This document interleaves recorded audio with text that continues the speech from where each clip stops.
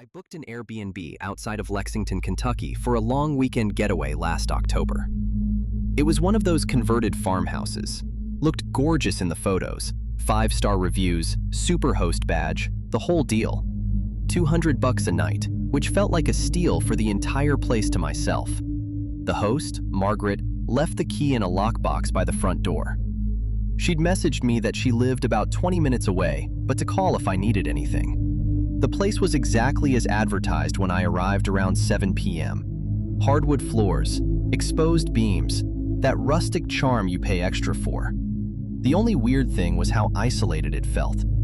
The nearest house had to be at least 2 miles down the road. I settled in, ordered pizza, started streaming a movie on my laptop. Around 11, I decided to call it a night. That's when I noticed the door at the end of the upstairs hallway.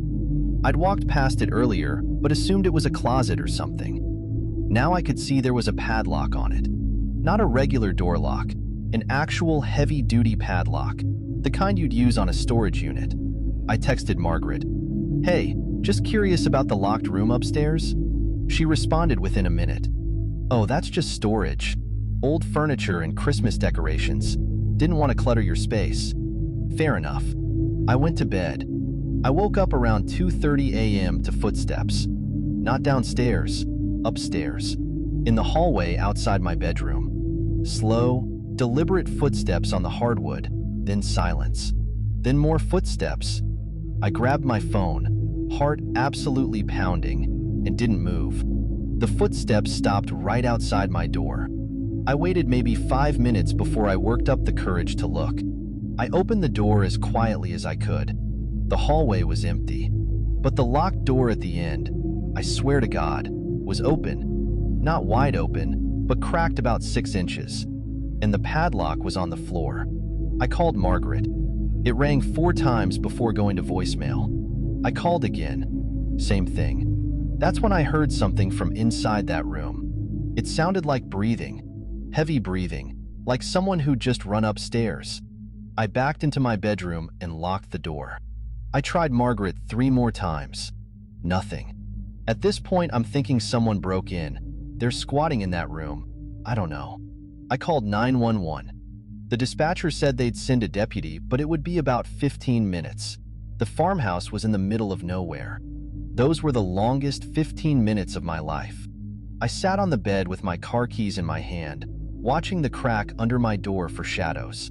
The breathing from down the hall continued, sometimes louder, sometimes softer.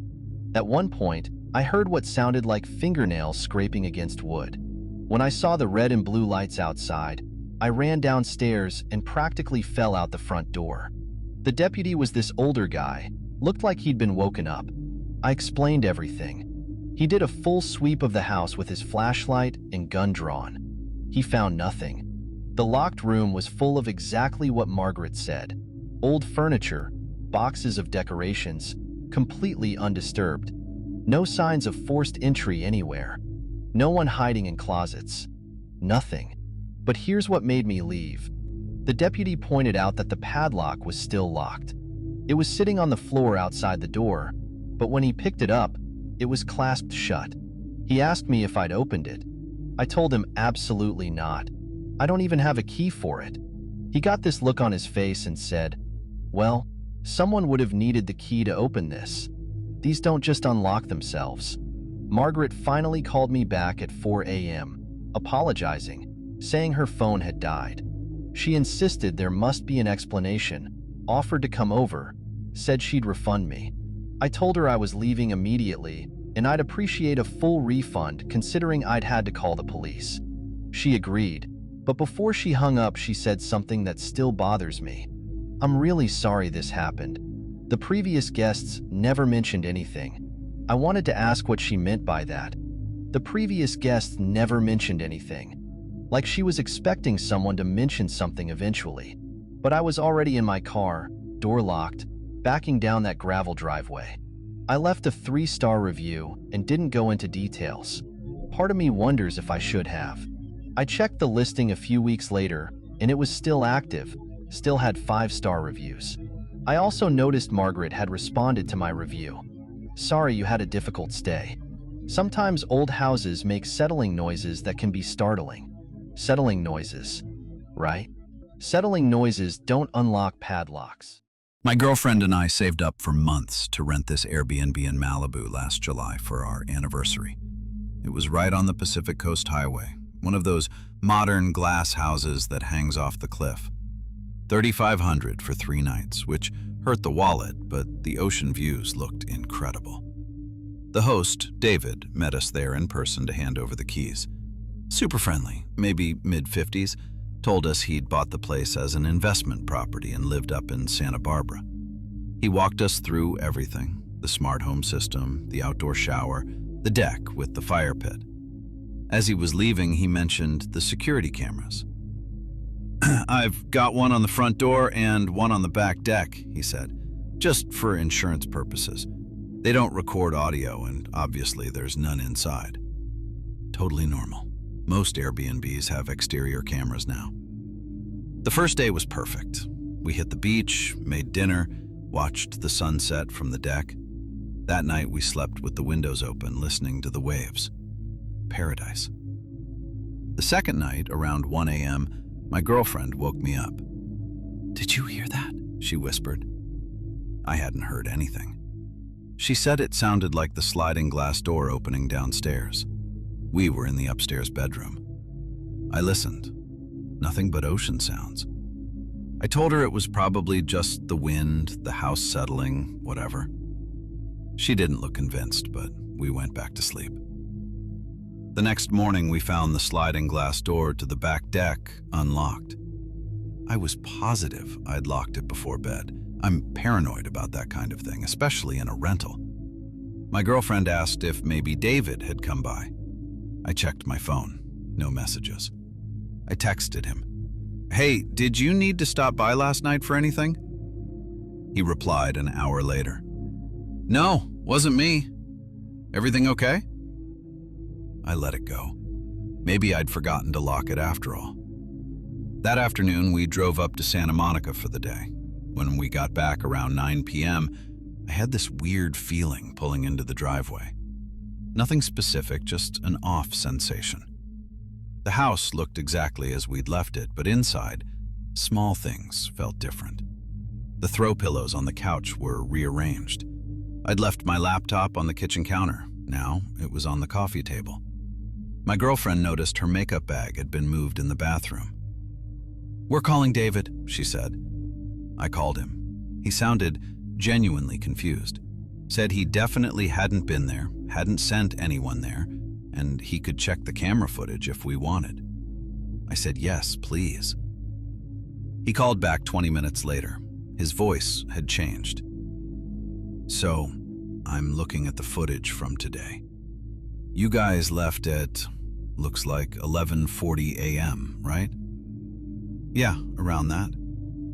"And you got back at 9:06 p.m. "Right." There was a long pause. "Did anyone else have access to the house? Did you give the code to anyone?" "No." "David, what's going on?" Another pause. "The back camera shows the sliding door opening at 3:15 p.m. But no one walks out onto the deck. The door just opens. Then it closes by itself about 30 seconds later, and the front camera doesn't show anyone entering or leaving the house all day, except you two." My stomach dropped. "What do you mean the door just opens?" "I'm watching it right now. It slides open like someone pushed it, but there's no one there. Then it closes. I don't understand." My girlfriend was staring at me. I could tell from my face that something was wrong. David kept talking. "Look, maybe it's a glitch with the footage, or the smart lock malfunctioned. I don't know. I'm going to refund you for tonight and tomorrow night. I think you should probably stay somewhere else while I figure this out." We packed our stuff in under 10 minutes. As we were loading the car, my girlfriend asked me something I'd been trying not to think about. If the door opened at 3:15 and no one came outside, where did they go? We stayed at a Holiday Inn in Santa Monica that night. David refunded us the full amount the next day and sent a long message apologizing, saying he was having the smart home system inspected and the house would be off the platform until he could ensure everything was functioning properly. I checked the listing 2 months ago. It's still not active. The thing that bothers me most isn't even the door opening by itself. It's that David said nothing showed up on the cameras. But someone was in that house while we were gone. Someone moved our things. Someone was there. The cameras just didn't see them. I rented a cabin outside of Lake Placid, New York last February for a solo writing retreat. I'm a freelance writer, and I needed a week away from distractions to finish a project. The cabin was perfect for that. No TV, spotty cell service, just me and the woods. The host's name was Patrick. We never met in person. He left detailed instructions for finding the key under a fake rock by the shed. The cabin was small, maybe 600 square feet, with a wood-burning stove and a loft bedroom. Exactly what I needed.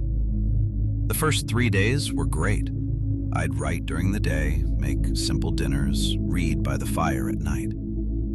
On the 4th day, I decided to explore the property a bit.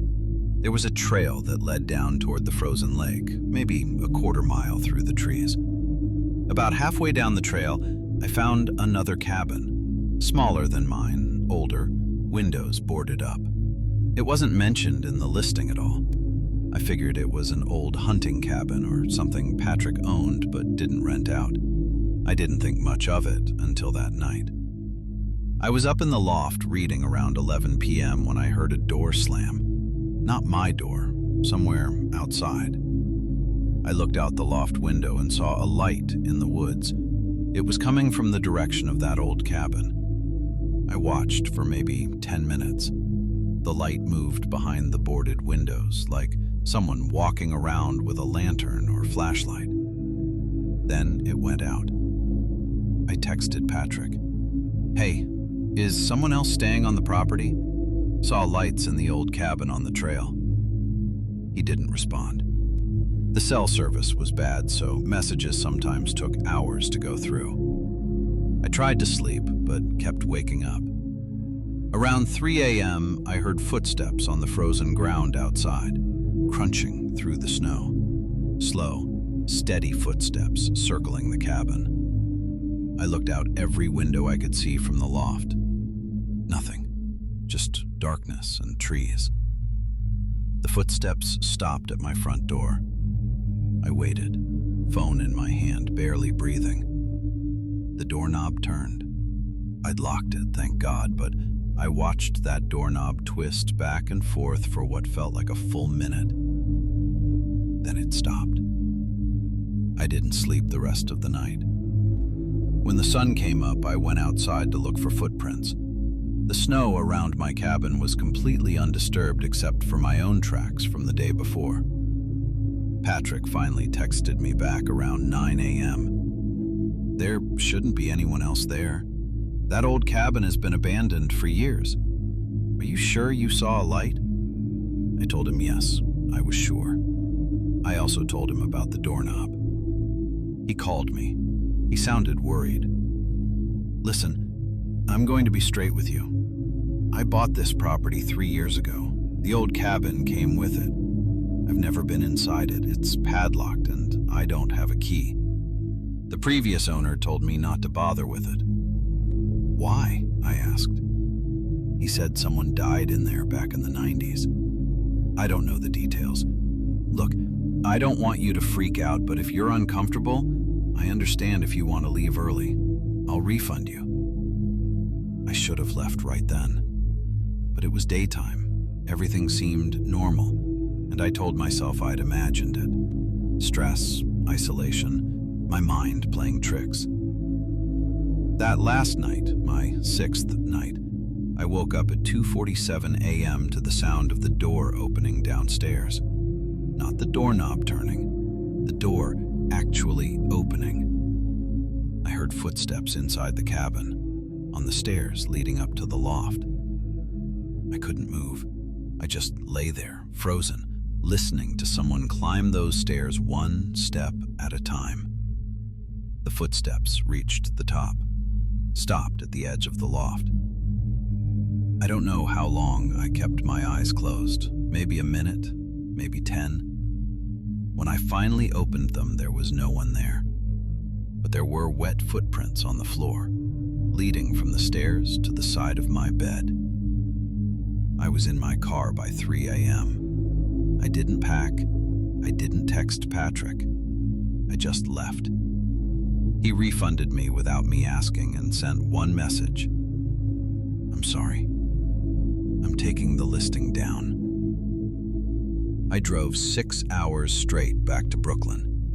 When I got home, I noticed something in my jacket pocket that wasn't there before. An old key. Rusted. Looks like it's from the 40s or 50s. I think it's the key to that padlocked cabin. I still have it. I don't know what to do with it.